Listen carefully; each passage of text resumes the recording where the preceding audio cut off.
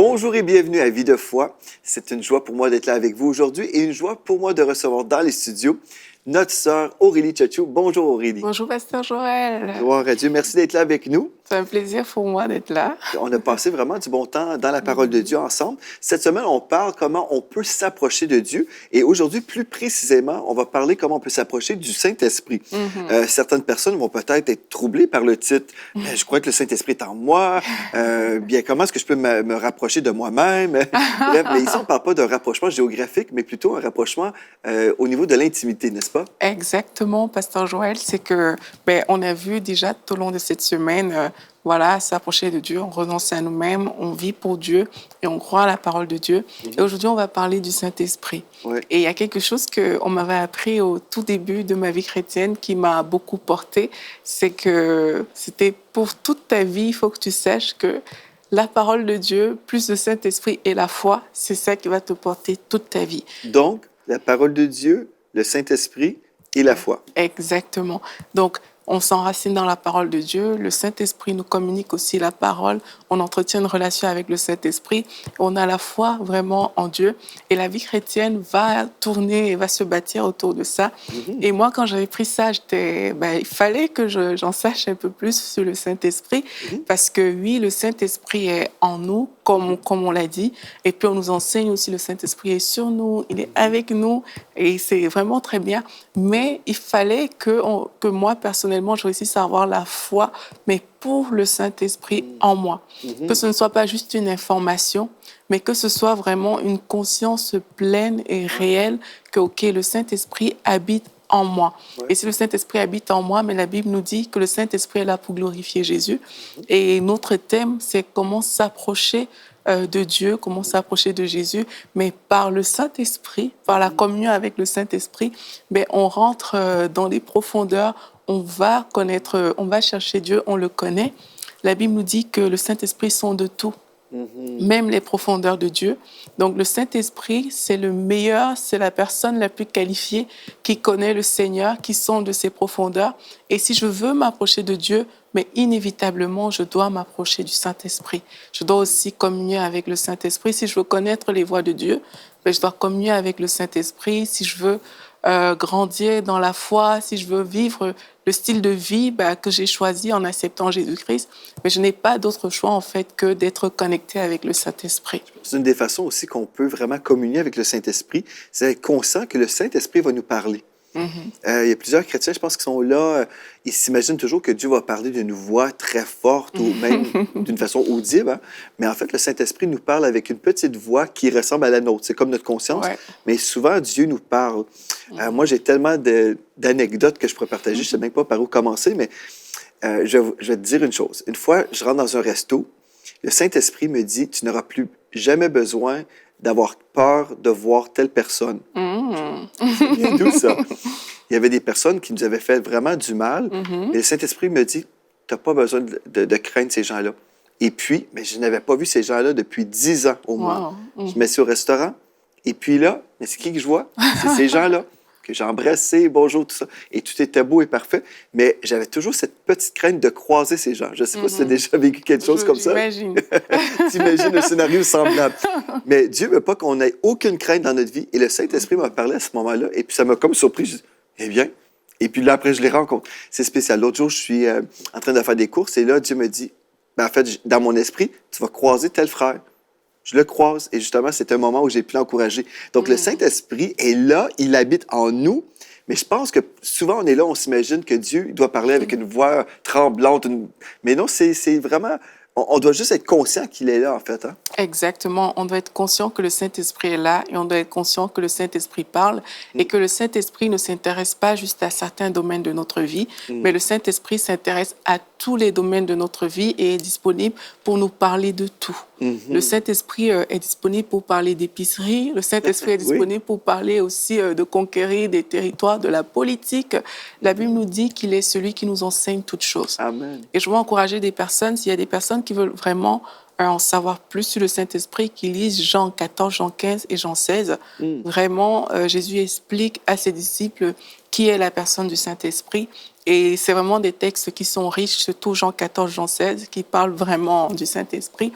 Et là, Jésus nous dit effectivement que le Saint-Esprit nous enseignera toutes choses. Amen. Et c'est vraiment toutes choses. Le Saint-Esprit, dans tous les domaines. Le Saint-Esprit peut enseigner des mathématiques, la physique, toutes ces choses qui, moi, personnellement, me semblent trop grandes.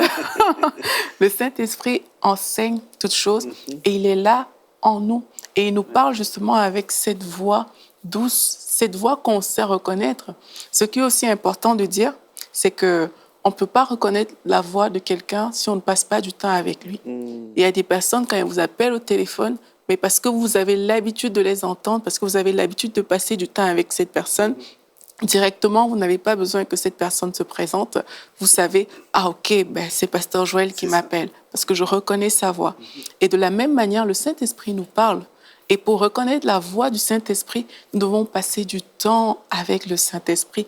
Et le Saint-Esprit aime quand on passe du temps avec lui. Il apprécie notre présence, il habite en nous, et il est là pour nous communiquer des choses. La Bible nous dit dans 2 Corinthiens 13, au verset 13, que la grâce du Seigneur Jésus-Christ, l'amour de Dieu le Père et la communion du Saint-Esprit soient avec vous tous ou soit votre partage. Mais la grâce de notre Seigneur Jésus, on sait que Jésus a donné sa vie pour nous et puis nous vivons dans cette grâce, l'amour que le Père il a manifesté pour nous en nous donnant son Fils Jésus-Christ. Et on nous parle de la communion du Saint-Esprit. Alors la communion avec le Saint-Esprit, c'est quoi? Mais c'est la communication avec le Saint-Esprit, c'est l'échange avec le Saint-Esprit, c'est le partenariat avec le Saint-Esprit. Le Saint-Esprit devient notre partenaire de tous les jours, celui qui va nous conduire dans toutes choses et qui va nous orienter et qui va nous faire vivre le style de vie qu'on doit vivre en fait lorsqu'on a accepté de donner notre vie au Seigneur Jésus-Christ. Oui. C'est excitant aussi en même temps parce que si moi je suis en communion avec le Saint-Esprit et mon frère est aussi en communion avec le Saint-Esprit, on peut être en communion ensemble. Et je pense à une histoire récente. Il y a un pasteur dans notre équipe qui parlait avec son épouse et puis qui disait des choses. Je me pose des questions sur tel phénomène. Et puis là, après, moi, je devais le présenter lors d'une réunion qu'on a eue lors de notre 10e anniversaire de l'Église. Et puis, je demandais au Saint-Esprit, comment est-ce que tu veux que je le présente à l'Église? Et là, dans mon esprit, Dieu me dit, c'est ça que tu vas dire. Mais en fait, il avait eu une conversation, mon frère, le pasteur avait eu une conversation privée avec son épouse. Après, il me dit, mais la façon que tu m'as présenté, il dit, c'était comme si tu étais avec moi dans mon salon quand j'ai parlé avec mon épouse, me posant des questions, et puis tu as tout dit, tu as tout répété lors de la présentation. Puis moi, ce que je trouve le fun, ce qui est bénissant, c'est que moi, je suis en communion avec Dieu, mais aussi mon frère et ma sœur. Et là, on peut aussi s'aider dans l'œuvre de Dieu. On peut même répondre aux questions qu'on peut avoir en privé. Moi, je ne suis pas là, mais le Saint-Esprit qui est en moi est là. Exactement. Et le Saint-Esprit qui est en moi, qui est en eux aussi, peut me communiquer des choses. Puis je trouve qu'il y a beaucoup de chrétiens qui vivent à côté de leurs privilèges, aussi leurs privilèges. On s'imagine bien, bon, la parole de Dieu est écrite, inspirée par le Saint-Esprit, alléluia, mais le Saint-Esprit est vivant aujourd'hui. Exactement. Et il devrait être dans notre quotidien tous les jours. Tous les jours, on peut être à l'écoute. Comme tu dis, si je prends pas de foi, admettons, le Seigneur m'a dit, présente-le comme ça. J'aurais pu dire, non, c'est ridicule, pourquoi je dirais ça? Mais si je commence à obéir, c'est là où je vais avoir des confirmations que c'est vraiment le Saint-Esprit qui m'a parlé. Et c'est là où je vais me réjouir. Je dis, j'entends pour de vrai. Mais tout se fait par l'apprentissage, Pasteur Joël. Oui. Parce que vraiment, le Saint-Esprit nous enseigne et il nous conduit, en fait. Mais il faut se laisser conduire. On ne peut pas dire, OK, tu me conduis, mais c'est moi qui prends les rênes et le volant. Et pour se laisser conduire par le Saint-Esprit, il faut être obéissant. Il faut être obéissant à sa parole. C'est sûr qu'au départ, ça peut sembler bizarre quand le Saint-Esprit parle et qu'on n'est pas habitué. Est-ce que c'est vraiment Dieu qui m'a dit ça? Est-ce que c'est pas ma propre réflexion? Et parfois, c'est ça. Le Saint-Esprit parle et on commence à réfléchir. Ouais. Pourtant, le Saint-Esprit met des pensées qu'on n'avait pas forcément. On sait que ça vient pas de nous, mais c'est parfois une petite pensée qui vient à l'évidence comme ça. Et là, on sait, OK, est-ce que c'est vraiment Dieu qui a parlé? Est-ce que c'est moi? Mais il faut obéir. Il faut faire le pas. Et plus on va faire ce pas, on saura, mais tiens, cette pensée-là, elle vient de Dieu parce que je sais maintenant comment Dieu parle. Mais si on ne prend pas ce pas, on va tout le temps se poser des questions. Est-ce que c'est Dieu? Est-ce que c'est pas Dieu? On risque de passer à côté de ce que le Saint-Esprit a prévu pour nous. Et moi, comme ça, je sais aussi que parfois le Saint-Esprit m'a interpellée. Je me rappelle une fois, ça m'arrive souvent, c'est que j'ai une pensée qui vient et juste après, il y a quelqu'un qui le confirme. Et je sais que le Saint-Esprit met le doigt dessus. Une fois, j'étais à l'église et puis on avait fait un appel. Je savais que je devais aller à l'appel, mais le prédicateur, il a fait l'appel pour des personnes qui vivaient exactement le contraire de ce que moi je vivais. Et moi, je voulais pas forcément aller devant Pasteur Joël. Et moi, j'étais toute contente. Je dis, ben, c'est exactement le contraire que moi je vis, donc je n'irai pas. Et puis le Saint-Esprit a fait quelque chose qui m'avait fait rire, c'est que dès qu'il a fini, il dit, il y a des personnes qui vivent exactement le contraire. Et là, j'étais comme, OK, Seigneur, c'est clair, c'est net, parce que c'était un peu un jeu qui s'était passé en moi et je savais que le Saint-Esprit m'interpellait et qu'il fallait que je le fasse. Et plusieurs fois, c'est possible même d'avoir vraiment des conversations avec le Saint-Esprit. Moi, ça m'est déjà arrivé parce que vraiment, avec le Seigneur, moi, je suis vraiment comme un enfant. Je ne cherche pas à trop réfléchir, à trop parler, à dire des belles phrases, tout alignées. Ben, vraiment, c'est pas ça le cœur que j'ai avec le Seigneur. Mais je lui pose des questions. Et ça m'arrive très souvent de poser des questions à Dieu et d'avoir des conversations avec Dieu. Parfois, c'est juste des phrases, juste des mots plutôt, que le Saint-Esprit me donne et je sais ce que ça signifie. Je peux écouter une prédication, le Saint-Esprit, j'entends juste dans mon esprit engagement. Je sais que le Saint-Esprit veut que je m'engage.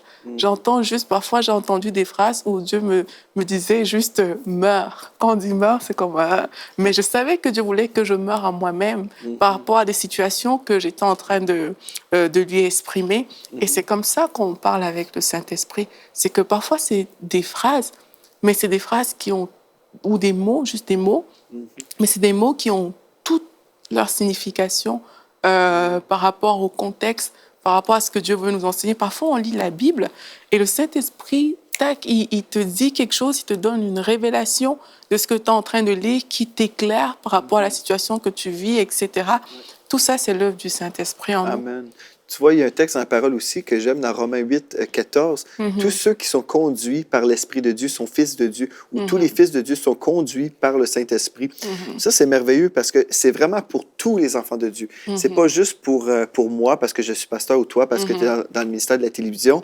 Des fois, il y a des gens, je sais que des fois, j'ai raconté des témoignages de ma vie et là, les gens me disaient à la fin de la réunion, ben, je crois tout ce que tu dis, mais en fait, toi, c'est parce que tu es pasteur et Dieu travaille avec toi de cette façon. Mais ça, c'est faux. C'est vrai que je suis pasteur, mais c'est faux que c'est vraiment exclusif pour ceux dans le ministère. Tous ceux qui sont fils de Dieu sont conduits par l'Esprit de Dieu. Donc, je pense qu'on doit ouvrir notre cœur et dire... c'est disponible pour moi, cette relation, cette communion avec le Saint-Esprit. Puis aussi, j'aimerais dire, je n'ai pas toujours été pasteur. Donc, le Saint-Esprit était là avant et puis il veut nous diriger, il veut qu'on soit conscient qu'il est là et qu'il veut nous diriger à tous les niveaux. Vraiment, c'est merveilleux. Aussi, Pasteur Joël dit que et si l'Esprit de celui qui a ressuscité Jésus, c'est dans Romains 8, habite en vous, celui qui a ressuscité Jésus-Christ rendra aussi la vie à votre corps mortel par son Esprit qui habite en vous. Et en fait, vraiment, Romains 8 aussi, c'est quelque chose qui est très pertinent lorsqu'on veut vivre une vie qui est animée par le Saint-Esprit. Et là, en fait, moi, quand je lisais ce livre par rapport à m'approcher du Saint-Esprit, ce verset-là, je me disais, waouh, Seigneur, il y a tellement de choses que je veux faire, il y a tellement de choses dans ma vie que je veux voir arriver. Et la Bible me dit que l'Esprit qui a ressuscité Jésus d'entre les morts, qui habite en moi, s'il a pu ressusciter Jésus-Christ, en fait, il rendra la vie à mon corps mortel. Ça veut dire qu'il n'y a aucun domaine dans ma vie, en fait, qui va rester mort à cause du Saint-Esprit. Et il y a des personnes dont la vie est morte quelque part. Et il y a des personnes desséchées à différents niveaux de leur vie. Mais la Bible nous dit que lorsqu'on choisit de s'approcher du Saint-Esprit, il n'y a aucun domaine dans notre vie qui va rester mort, en fait. Parce que le Saint-Esprit, c'est l'esprit de vie. Amen, Et quand l'esprit de vie est dans la place, il n'y a rien qui peut rester mort. Et beaucoup de personnes sont desséchées, asséchées, parce qu'elles ne prennent pas le temps de s'approcher du Saint-Esprit, elles ne prennent pas le temps de communier avec lui. Et là, c'est comme, ça se sent en fait, et qu'on manque de quelque chose. Il y a des personnes même qui sont chrétiennes, mais leur vie chrétienne reste, j'ai envie de dire, plate, comme on dit ici. Il n'y a pas de... Pas de vie. il n'y a pas de vie. Ça veut dire qu'on manque du Saint-Esprit. Parce que C'est quand ça. le Saint-Esprit vient dans une vie, mais ça se voit. Amen. C'est des personnes qui sont bouillantes. On a vu comment le Saint-Esprit est venu sur les apôtres Ouais. et on a vu le résultat. La C'est Bible ça. dit, en parlant de Paul,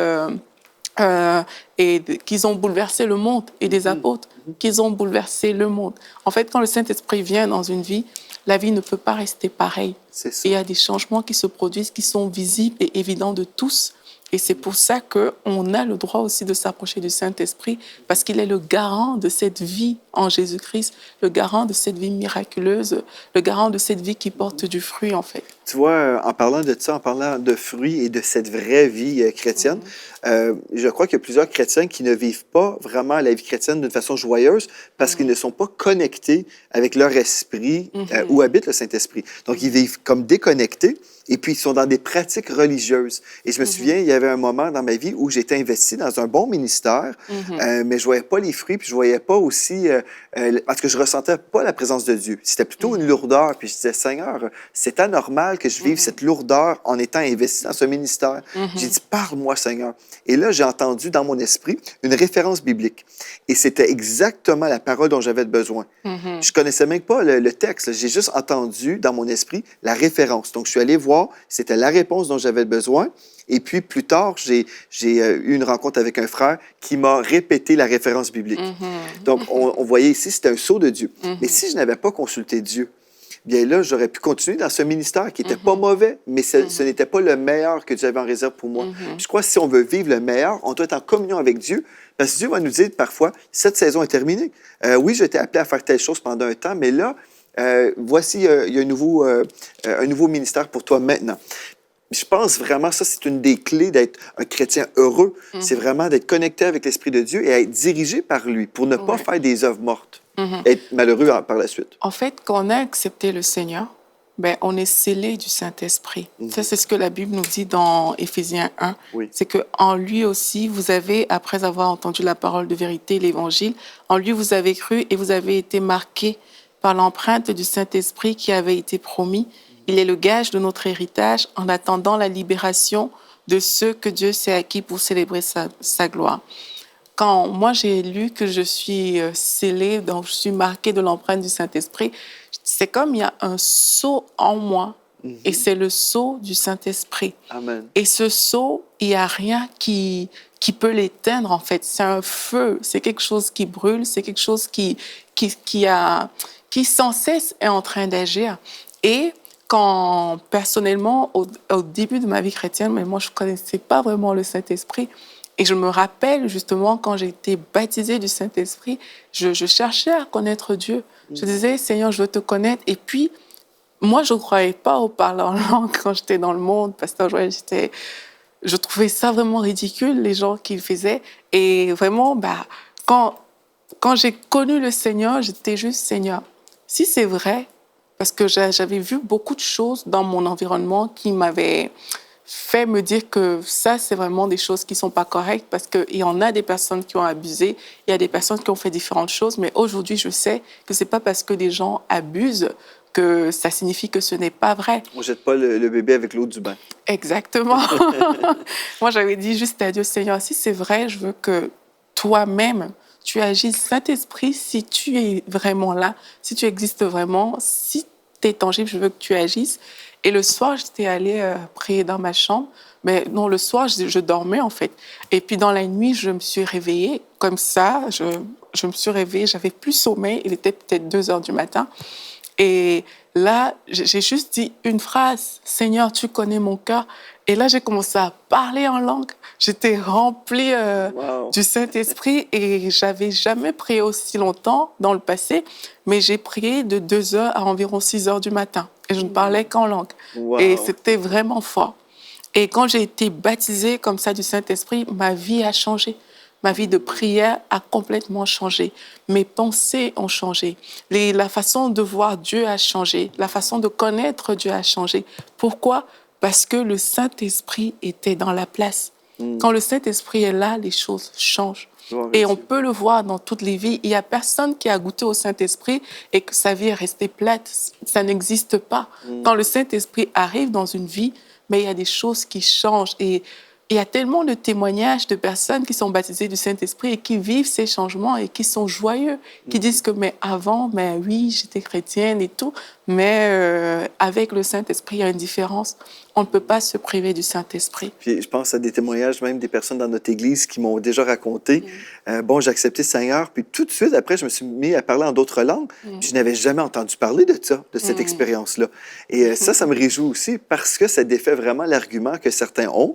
Il y a des personnes qui disent, ah bien, les gens se font enseigner sur le baptême du Saint-Esprit, la prière en langue, et puis au final, les gens sont obligés ou s'inventent une langue, et ils fabriquent des choses. Bon, il y a des gens qui disent ça, mais pourtant, c'est tout à fait biblique. On peut même voir dans 1 Corinthiens 14 qu'on devrait prier en esprit. Bref, il y a tellement de versets, on pourrait faire une étude complète. Et on a déjà fait aussi à l'émission Vie de foi sur MCTV. On a fait une série avec le pasteur Donato Anzalone. Si vous avez des questions, on a fait une série complète sur le parler en langue, donc dans Vie de foi avec pasteur Donato Anzalone. Mais bref, moi, ce qui me réjouit, c'est quand on entend des témoignages de personnes qui n'avaient jamais même entendu parler de ça et qui se mettent à parler dans une langue et se disent, mais d'où est-ce que ça vient, ça, tout ça? Et puis ton témoignage aussi, c'est puissant. À 2 heures du matin, où le Saint-Esprit te rencontre là où tu étais dans ton lit. C'est pour ça qu'il faut être sensible aussi au Saint-Esprit. Parce qu'à 2 heures du matin, tu as envie de dormir. Typiquement, je l'espère. Il faut être sensible au Saint-Esprit. Et quand on dit que la communion avec le Saint-Esprit, c'est notre partage, c'est ça. C'est de dire, OK, le Saint-Esprit veut faire quelque chose. On se rappelle, notre vie ne nous appartient plus. Et si le Saint-Esprit veut faire quelque chose, il faut laisser le Saint-Esprit agir. Il y a des personnes que, moi, ça m'est arrivé, je ne savais même pas avant ce que c'était. Aujourd'hui, je le comprends mieux.